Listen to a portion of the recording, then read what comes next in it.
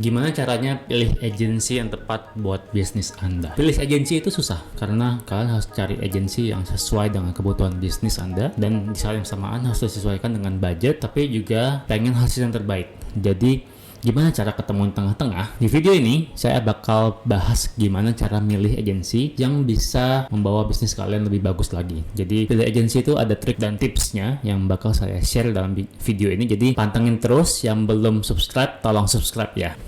Halo guys, jadi nama saya William. Pengalaman saya di digital marketing kurang lebih 7 tahun lebih. Saya pernah kerja di agensi digital marketing cukup lama, terus sempat kerja di TikTok, dan di sana saya handle agensi small medium business se-Indonesia. Jadi saya cukup mengenal dunia agensi dan apa struggle-nya business owner dalam mencari agensi yang tepat. Karena emang susah, gampang-gampang sulit. Ada agensi yang cocok, tapi ada agensi juga yang kadang-kadang kemahalan. Ada agensi yang terlalu luas scope-nya. Buat business owner mungkin saya bisa kasih tips gimana caranya kalian menemukan agensi yang cocok untuk kebutuhan Anda sekarang. Oke, kita mulai. Jadi untuk teman-teman yang mau milih agensi, teman-teman harus sadar agensi itu adalah bisnis jasa yang punya spesialisasi. Jadi spesialisasi ini bakal tergantung dari biasanya dua hal. Pertama, channel yang sangat dia kuasai atau industri yang sangat dia kuasai. Jadi salah satu contoh, biasanya ada agensi yang spesialis khusus SEO, ada agensi yang khusus spesialis konten, ada agensi khusus spesialis ads, ada agensi khusus spesialis email marketing, ada agensi khusus spesialis buat mempercepat site speed-nya, biasanya buat e-commerce. Nah, ini nih spesialisasi yang ditujukan ke satu channel. Di saat bersamaan, itu ada agensi yang dikhususkan buat pengalaman dalam satu industri. Contoh misalnya ada agensi khusus B2B, ada agensi khusus misalnya NGO, ada agensi khusus e-commerce, ada agensi khusus FMCG, ada agensi khusus otomotif. Mereka sudah banyak punya bank kasus yang tinggal dipakai playbooknya untuk bisnis teman-teman. Jadi kalau misalnya butuh yang lebih spesifik bisa cari yang industri, butuh yang channel spesifik bisa pakai yang channel. Problemnya adalah hampir semua agensi bilang mereka bisa kerjain semua. Jadi dalam pengalaman saya, walaupun saya ngobrol bukan dari sisi yang bukan cari klien, bukan cari vendor, tapi cari partner. Waktu itu kita mau onboard agensi. Salah satu struggle-nya adalah hampir semua agensi bilang, oh kalian agensi apa sih? Kita agensi 360, kita handle semua. Kita bisa konten, kita bisa SEO, kita bisa dadadadadada. Pada kenyataannya belum tentu itu core spesialisasi mereka. Biasa aja mereka punya spesialisasi khusus. Gimana cara taunya? Kita masuk ke komponen kedua. Buat tahu spesialisasi seorang agensi itu gampang-gampang sulit, karena biasanya mereka nggak bakal share itu willingly. Karena dari perspektif agensi, mereka adalah penjual jasa dan mereka terima apapun yang bisa dijadiin project gitu. Jadi kalau misalnya mereka nggak bisa kerjain, kadang-kadang mereka oper ke temennya dan sebagainya gitu. Jadi agensi itu tipe yang nggak bakal ngasih tahu dia bisa spesialisnya di mana paling kuat. Dia bakal terima semuanya dulu, nanti dijaring, dan habis first meeting bakal kasih tahu, oke, kayaknya ini bukan spesialisasi kita, tapi tetap kita bisa kerjain sesuai dengan scope yang sesuai gitu. Nah, biasanya untuk ngecek spesialisasi agensi itu saya bisa tanya dua pertanyaan. Pertama, struktur timnya seperti apa, struktur supportnya seperti apa. Yang kedua, klien-kliennya dulu siapa aja, dan scope of worknya apa aja. Oke, kita bahas satu-satu ya. Ini cukup penting. Pertama, struktur timnya. Maksudnya gimana? Jadi, misalnya dia agensi yang bisa semuanya. Kita tanya nih, bisa nggak bantu misalnya kita punya website e-commerce, kita mau optimize website kita supaya lebih bagus conversion rate-nya. Oke, berarti di dalam back end mereka harus punya satu orang spesialis di bagian conversion rate optimization gitu. Nah, kita tinggal lihat nih struktur di dalamnya. Kalau misalnya di dalam timnya kebanyakan misalnya graphic designer, atau misalnya kebanyakan let's say account executive, atau misalnya kebanyakan videographer, oh mungkin ini spesialisasinya konten gitu. Tapi kalau misalnya di dalamnya ada kayak title analis dan sebagainya, kita bisa tanya. Jadi kalau misalnya jadi klien nih, kita jadi klien lo bisa support kita apa? Orangnya bakal support siapa aja? Nanti mereka bakal kasih tahu kayak, oh nanti lo bakal dapat support dari departemen A, B, C, D. Nah, dari sana ketahuan, oh ini spesialisasinya di mana nih gitu. Kita bisa tanya lebih detail di bagian sana. Mereka bakal kasih support orangnya siapa aja, orang yang terlibat di projectnya siapa aja, role mereka apa di sana, mereka ngerjain berapa project dan sebagainya. Itu satu perspektif dari role-nya, tim yang bakal bantu project kalian. Perspektif lain adalah kliennya siapa aja. Oke, ini common pitfalls yang banyak ditemui sama brand yang mau engage sama agensi. Rata-rata agensi itu jenis-jenis kliennya bagus-bagus, portofolionya bagus-bagus, logo-logonya logo-logo perusahaan terkenal. Nah, kita perlu tanya scope-nya ngapain, karena bisa aja dia cuma manage let's say social media 3 bulan, project singkat yang bahkan bukan direct kontrak langsung dimasukin ke logo, bahkan cuma jadi kayak project temporer doang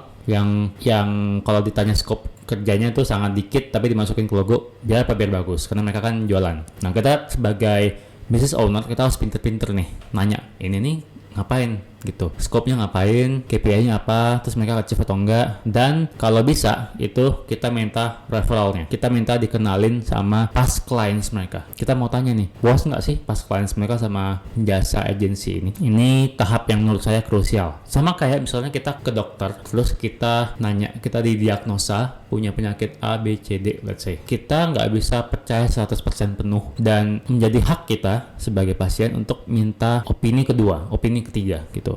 Untuk bisnis, milih agensi itu hubungan jangka panjang. Jadi kalian harus pilih dengan sangat hati-hati, dan kalau bisa di awal tuh banyakin risetnya, tanya ke kliennya, tanya ke past klien siapa aja, yang stop siapa gitu, cari tahu reasonnya. Yang susah adalah nanyanya gimana cara minta agensinya kenalin kita ke past clients-nya, terutama kalau past clients-nya kita nggak kenal. Biasanya pertanyaan yang kita bisa ajukan itu adalah, hey, gue ngeliat lo sempat handle klien X, nggak sih? Klien X ini adalah pemain di satu industri yang sama dengan bisnis kita. Bisa nggak ya gue dikenalin sama klien ini supaya gue bisa tahu pengalaman kerjasama dengan kalian. Jadi di sana mereka bisa kasih tahu insight kayak, oh mereka service kayak gini. Let's say misalnya timnya bakal kasih support seperti ini gitu. Kalian harus coba kerja mereka kayak gini.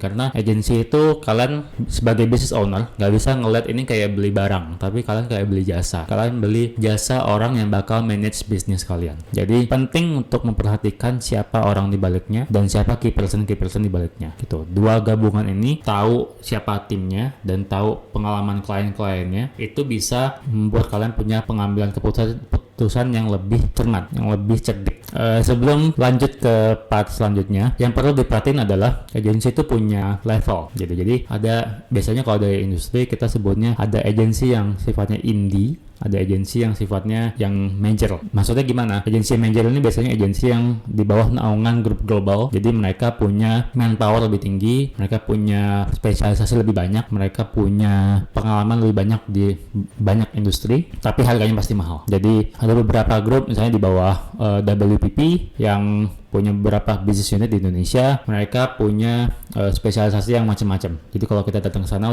biasanya mereka bisa kerjain hampir semua yang kita request, tapi harganya tentu beda. Nah kalau teman-teman mungkin budgetnya belum masuk ke sana, mungkin lebih cocok ke agensi indie. Kesulitannya kalau agensi indie itu jumlahnya jauh lebih banyak dibanding agensi yang major ini. Agensi indie ini bisa macam-macam, kalian bisa ketemunya di IG lah, bisa ketemu di referral lah, bisa ketemu di event lah, segala macam ada. Karena entry itu barrier seseorang ngaku kalau dia punya agensi itu sangat rendah. Jadi kadang-kadang industri expertise itu kalian harus cermat lihatnya. Makanya nonton video ini sampai beres. Oke. Jadi section ketiga, setelah kalian tahu tipe agensi dan udah tahu cara memverifikasi skill mereka, biasanya yang dilakukan adalah set first meeting, konsultasi dulu. Biasanya hampir semua agensi sebelum kita sign kontrak apapun kita nggak bayar. Jadi biasanya hanya ngobrol dan pengen cari tahu kira-kira mereka fit nggak sih dengan bisnis kita gitu. Karena dari sisi agensi pun, untuk agensi yang benar biasanya mereka harus milih klien, karena mereka nggak bisa terima semua jenis klien. Kalau mereka terima semua jenis klien, mereka sendiri bakal mabok dari sisi operationnya. Jadi mereka juga takes time untuk mengerti apakah mereka bisa handle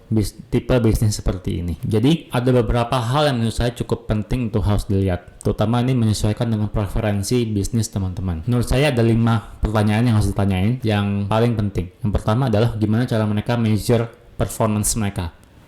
Gimana cara mereka mengukur keberhasilan sebuah project, KPI-nya apa? Apakah let's say misalnya agensi digital marketing diukur berdasarkan efektivitas spending, atau misalnya ROI, atau misalnya awareness, ini bakal disesuaikan dengan kebutuhan bisnis teman-teman apa. Itu dicek dari past history klien-kliennya. Yang kedua, itu biasanya kita bakal minta detailed pricing structure-nya kayak gimana. Contohnya misalnya, oh ini biayanya apakah bulanan, apakah per 3 bulan, apakah tahunan, sifat projectnya durasi berapa lama, terus kayak komponen kerjanya apa aja, apakah komponennya ini dipecahnya logiknya kayak gimana sih gitu. Itu yang ketiga yang gak kalah penting, gimana caranya agensi bakal handle komunikasi dan reporting. Jadi ada agensi yang seneng kasih grup WhatsApp misalnya, buat maintenance. Ada satu orang dedicated person yang bakal bantuin komunikasi. Ada juga yang sifatnya mungkin via email, nanti bakal ada meeting bulanan. Ada yang sifatnya cuma kirim report doang dan kita baca. Ini tergantung nih, nggak ada benar, nggak ada salah, karena setiap klien pun punya preferensi masing-masing. Ada yang senangnya kasihnya meeting terus, ada yang nggak senang meeting, malah pengennya result aja, kalau nggak ada result baru komplain, ada gitu. Jadi pahami cara mereka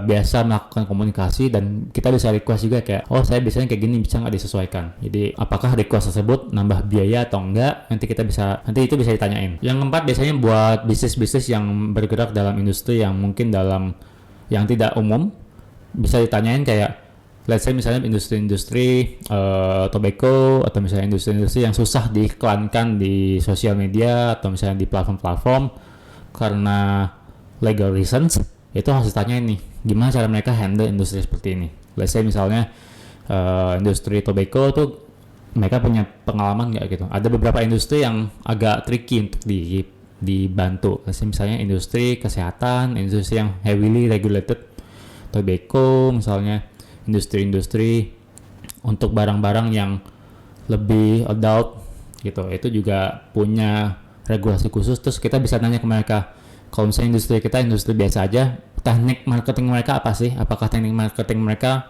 masih dalam batas etis yang kalian terima? Misalnya ada beberapa bisnis yang pengen coba SEO tapi nggak mau metodenya black hat misalnya, tapi agensinya bisanya black hat. Jadi itu perlu diperhatikan dengan sangat baik. Yang kelima, pertanyaan terakhir yang biasa ditanyain adalah gimana cara mereka solve konflik sama klien. Ini bawa pertanyaannya bakal sulit karena biasanya agensi punya mereka bakal agak defensif. Cuman kalian harus tanya, selama ini klien-klien yang nggak lanjut sama mereka projectnya itu kenapa, dan gimana cara mereka solve konfliknya. Nah ini penting karena kalian bisa tahu cara mereka solve konflik dengan klien-klien sebelumnya bakal menggambarkan cara mereka solve konflik dengan kalian ke depannya. Rata-rata biasanya mirip-mirip, karena terutama kalau misalnya orang yang handle sama lagi. Pertanyaan-pertanyaan ini harus ditanyain sebelum kalian sign kontrak apapun. Kalau bisa sebelum kalian bahkan belum dikasih rekomendasi, biar kalian tahu kayak ini orang ini bisa kita percaya atau enggak, kita bisa kerja bareng orang ini atau enggak gitu. Itu lumayan krusial menurut saya. Jadi setelah kalian tahu agensinya seperti apa, terus kita sudah ngelakuin cek supaya memastikan kita bisa kerjasama dengan baik dengan agensinya. Di sini saya mau share beberapa case yang mungkin bisa dihindari supaya teman-teman gak kehilangan uang dan waktu, karena deal dengan agensi itu lumayan mahal, terutama buat bisnis-bisnis yang belum cukup besar. Ada beberapa case, biasanya case yang paling sering yang pertama adalah goalnya nggak align. Misalnya ini sering terjadi sama klien, tipikal klien yang belum tahu dia mau apa, tapi dia tahu dia cuma mau marketing, dia tahu dia mau sales gitu, dia cuma bilang gue mau ada sales di digital. Nah tipe-tipe kayak gini itu biasanya harus ketemu sama tipe agensi yang sudah biasa handle dan bisa drive sales. Kalau dia datang ke agensi dan agensinya kebetulan bisanya dari sisi engagement sosial media, let's say dia ke agensi sosmed, terus kayak dibikin sosmednya tapi nggak ada reflected salesnya nih berapa nih, nah itu bakal ada misalign, biasanya bakal kecewa dan bakal bilang oh digital marketing bukan buat kita nih. Jadi misalign ekspektasi antara yang diinginkan dengan yang bisa dilakukan itu penting untuk di-align di awal. Terutama ini sebenarnya bisa sangat dihindari dengan teman-teman sebagai business owner itu harus sangat clear apa yang mau dikerjain, harus riset dulu, nggak bisa dikasih ke agensi terus diterima beres-beres. Ada beberapa agensi yang bisa terima brief dengan sangat vague dan dikerjain dan bagus, tapi harganya biasanya mahal karena mereka menawarkan jasa strategi yang sifatnya udah bukan vendor marketing doang nih, tapi udah business consultant. Nah itu biasanya harus milih-milih juga mana